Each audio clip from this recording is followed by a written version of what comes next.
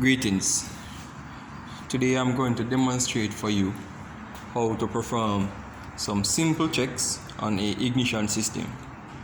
Right? This motor vehicle that we are going to conduct the demonstrations on is a 2000 Hyundai Accent motor vehicle. Right? The ignition system on this motor vehicle here is a waste spark or a distributorless ignition system, and it is a 4-cylinder engine. So we have 4 spark plugs wires, and we have 2 ignition coils. So the first check that I'll be demonstrating for you is a spark check. How to check for spark. To check for spark, right? We can check for spark at the end of the spark plug wire here on this ignition system here on this motor vehicle, or we can check for spark directly at the ignition coil itself. So we're going to demonstrate how to check it at the ignition coil, directly at the ignition coil. So I'm going to show you a demonstration of it at the ignition coil here. So now we're going to get our test light. So the ideal tool to check for a spark, do a spark check, is a spark tester, but I don't have a spark tester readily available now. So we're going to use the test light as a substitute. So we're going to remove a spark plug wire from the ignition coil here, right here. So we're going to remove this one. So you take that one off, and we're going to place the tip of our test light right there at the output, the secondary output of the ignition coil right there. And now we're going to crank the engine over to see if the ignition coil is able to produce a spark. If it is able to produce a spark, you'll see a spark right jumping somewhere around here. Alright, so take a look. As you can see, the ignition coil is able to produce a spark. So now I'm going to show you now what it would look like if the ignition coil is unable to produce a spark. Cranking the engine over again. As you can see, the ignition coil now is unable to produce a spark because I have taken away the power feed to the ignition coil. So let's say our ignition coil was unable to produce that spark, right? Now what we'll have to do now is to check to see if the ignition coil is receiving a good 12 volt supply and having a good ground, right? So on this ignition coil here, the blue wire right here, it is the 12 volt supply to the ignition coil, and the orange wire here, it is the ground wire that is going back to the ignition control module, that the ignition control module switches on and off to cause the magnetic field to build up and collapse inside the primary section of the ignition coil. So now we're going to check to see if the ignition coil is getting a 12 volt supply. So I've gone ahead and I've connected my piercing probe to the blue wire of the ignition coil here. The blue wire again, it is the power feed or the 12 volt supply wire to the ignition coil primary section. So what I'm going to do now, I'm going to still have my test light connected to a good ground source right here on this engine here, right? So if I'm able to find a power source, my test light will light just like that. So I'm going to probe the wire here with my test light, and if my test light lights, it's an indicator that, as you can see, the test light is lighting. So this is an indicator that the ignition coil is receiving power supply. Okay, now that we have established that our ignition coil is receiving a good power supply, it is now time to check the orange wire here to see if the ignition control module is able to turn the primary current on and off inside the primary section of the ignition coil. So what I have gone ahead, I have connected my piercing probe to the orange wire here, and I've also connected my test light to the piercing probe. As I can see here, we have a bright light showing on our test light. This is normal, right? So if we weren't seeing any light emitting from our test light here, right, it would be an indicator that there's an open in the coil windings of the primary section of the ignition coil, right?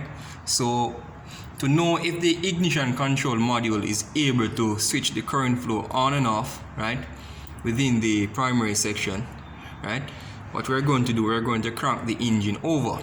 Cranking the engine over, right, we're going to observe our test light. If the ignition control module is able to control or switch the primary current on and off, you should see this test light here flickering on and off.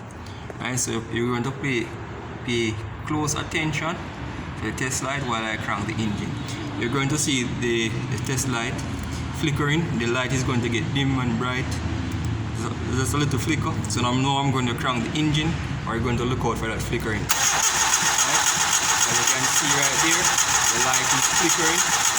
So that what that tells us is that the ignition control module, or the PCM in this case, it is able to turn the primary current flow on and off within this ignition coil here. And what that also tells us is that the ignition control module and also the PCM is receiving a proper signal from the crankshaft position sensor, which is located down here, and also from the camshaft position sensor, because the ignition control module, or the PCM, it needs the inputs from the camshaft position sensor and the crankshaft position sensor on this ignition system here in order to control the primary current, or to switch the primary current on and off, so that the magnetic field that was being built up in the primary section can collapse, and we can have that voltage being induced into the secondary section of the ignition coil.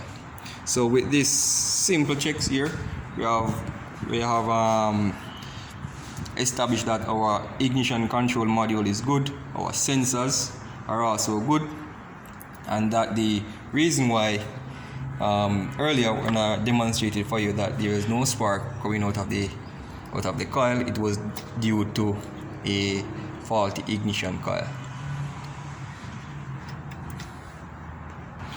So if no spark is coming from your ignition coil here, when you have conducted your spark check, if no spark is coming from there, and you have conducted you have checked the positive wire, or the primary section of your ignition coil, and you are seeing a